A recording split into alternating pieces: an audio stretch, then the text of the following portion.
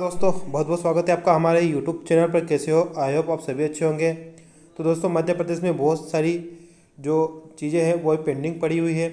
जैसे कि अगर बात की जाए वर्ग 2 का नोटिफिकेशन, वर्ग 1 की काउंसलिंग, पद वृद्धि, पटवारी भर्ती परीक्षा, ग्रुप 5 परीक्षा और ऐसी बहुत सारी चीज़ें जिनका कैंडिडेट वेट कर रहे हैं। लेकिन अब आपके लिए एक बात बताना चाहता हूँ कि अब नोटिफिकेशन वर्ग 2 का जो वेट कर रहे हैं, अब वो भी आना मुश्किल है। दूसरी बात, वर्ग 1 की जो एग्ज़ाम हुई थी उसकी भर्ती प्रक्रिया वो भी अब नहीं शुरू होगी। और दूसरी भी चीज़ें जो पटवारी भर्ती परीक्षा ज्वाइनिंग बाकी है वो भी अब नहीं हो पाएगी। उसके पीछे रीज़न यही है जो आप देख रहे हो स्क्रीन पर। जी हाँ, 6 अक्टूबर को अब विधानसभा चुनाव की घोषणा होने वाली है। और घोषणा होने का मतलब समझियो, घोषणा होने का मतलब ये होता है कि उस दिन से आपकी आचार संहिता, आदर्श आचार संहिता लागू हो गई। अब आप सबको पता है कि देखिए बहुत सारे कैंडिडेट कमेंट करेंगे सर आचार संहिता में ये हो सकता है क्योंकि भर्ती पहले की है। देखो सब कुछ हो सकता है, ऐसा नहीं कुछ नहीं हो सकता, मैं इस बात से मैं एग्री हूँ।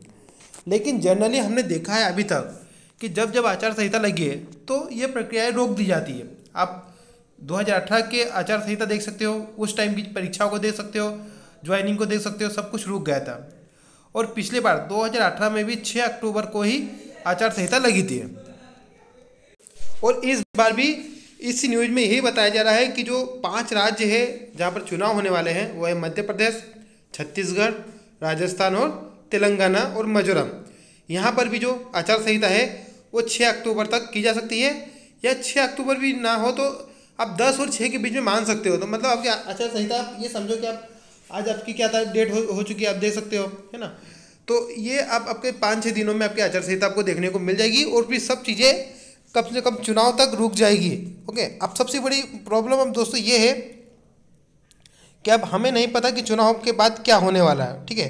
क्योंकि आपने एक चीज़ नोटिस की होगी कि चुनाव से 1 साल में जो होता है वो 4 सालों में नहीं होता है। आपने खुद देखा होगा कि 1 साल में हमारे जो माननीय मुख्यमंत्री जी है उन्होंने भर्तियों का कितना ऐलान किया था और कंटिन्यू एग्ज़ाम भी ले रहे थे, ऐसा नहीं एग्ज़ाम नहीं लिए।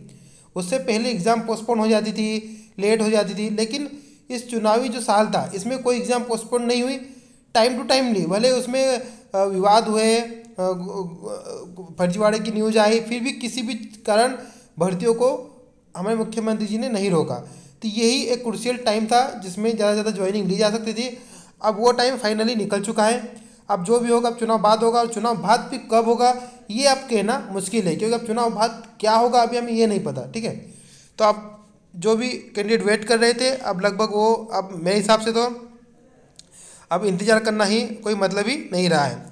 तो चलिए मिलते हैं नेक्स्ट वीडियो में, तब तक के लिए जय हिंद जय भारत।